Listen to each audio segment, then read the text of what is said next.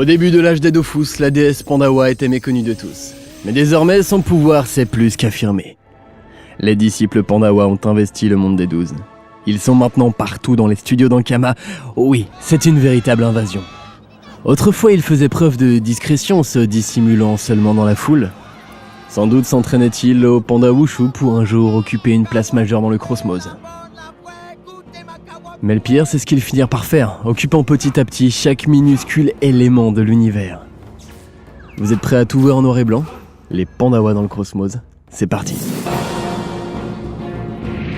Sa force, le peuple Pandawa le doit à la grande conviction de sa déesse. Au fur et à mesure que cette dernière expérimentait l'art de la fermentation, son pouvoir grandissait, jusqu'au jour où son peuple, ivre d'admiration, la considéra comme une déesse à quadruple brassage. C'est d'ailleurs en 635 qu'elle prit place sur le Panthéon aux côtés des autres dieux. Dès lors, l'île de Pandala s'ouvrit enfin au monde extérieur. Depuis, d'autres Pandawa ont tiré leur épingle du jeu jusqu'à devenir les plus célèbres du monde des 12.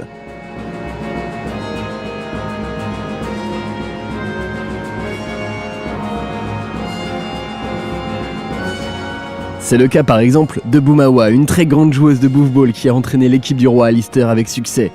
Idem pour David Boivit, capable de mater des monstres terrifiants tout en étant plein comme une barrique et sans se maquiller. Même chose pour Jackie Chwan, chargé de garder le pont de la presqu'île du Grob sans faire de blagues. Ou encore pour Gerd Gartigan, le commandant en chef des 300 Bonziates.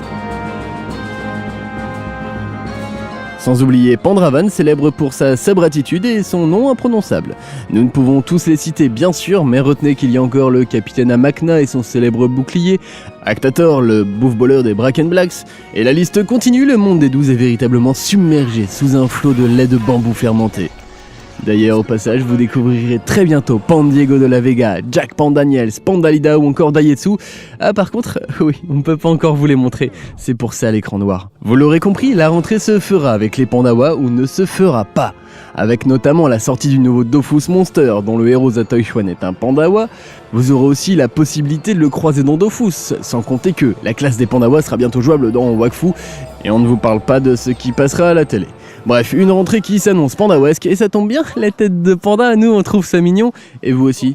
Les Pandawa vont désormais faire partie de toute votre vie.